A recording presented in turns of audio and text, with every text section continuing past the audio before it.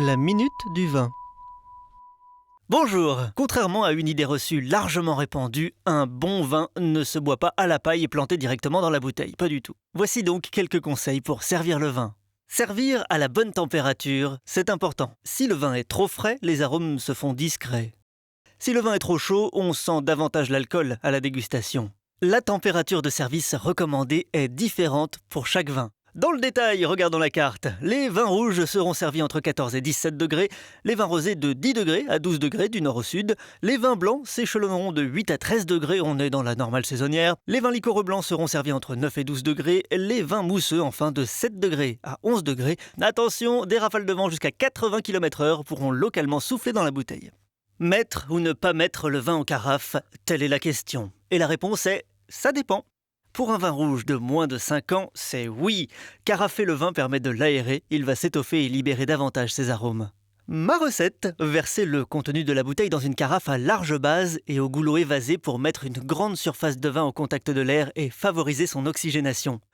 On y verse le vin environ 2 heures avant de le servir et non pas 2 semaines comme on l'entend parfois. Pour un vin rouge de plus de 10 ans, c'est oui, mais pour une autre raison. Carafer un vin âgé permet de le décanter, c'est-à-dire de séparer le vin du dépôt apparu au fil des ans.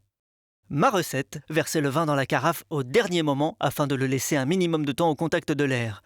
Arrêtez avant que le dépôt de fond de bouteille passe dans la carafe, sinon ça ne sert à rien. Les vins rosés et les vins blancs secs ont rarement besoin d'être aérés, contrairement à l'appartement de ma tante Geneviève. En général, ils sont conçus pour être dégustés dans l'année de leur élaboration. Choisir son verre. Après avoir respecté les étapes 1 et 2, vous n'allez pas tout gâcher en buvant dans un verre à dents quand même. La taille du verre joue sur l'oxygénation du vin. Plus un verre est grand et large, plus le vin va s'oxygéner, d'accord ? Pour les vins blancs, on préfère de petits verres à l'ouverture resserrée pour concentrer les arômes. Pour les rouges, on favorise des verres plus larges qui permettent de faire tourner le vin. Cela permet aux arômes de se développer. La forme de l'ouverture ici et celle du calice, là, vont elles aussi influer sur le goût. Mais oui, selon la forme du verre, le vin sera dirigé différemment vers votre langue. Votre perception de l'acidité, de l'amertume, du sucre va changer. Il existe des verres adaptés à chaque vin. Mais comme ça prend beaucoup de place dans le placard, on a aussi inventé un verre universel adapté à tous les types de vins, le verre ovoïde. Pour finir, je rappelle qu'un verre n'est pas une piscine à débordement, on ne le remplit pas à ras-bord et on ne nage pas la brasse dedans. Le remplissage idéal se situe entre 10 centilitres et 12,5 centilitres. Pour les vins effervescents, on peut remplir le verre aux 3/4. Voilà, vous savez désormais comment servir le vin. Dans le prochain épisode, nous verrons comment accorder un vin à la couleur de vos chaussettes.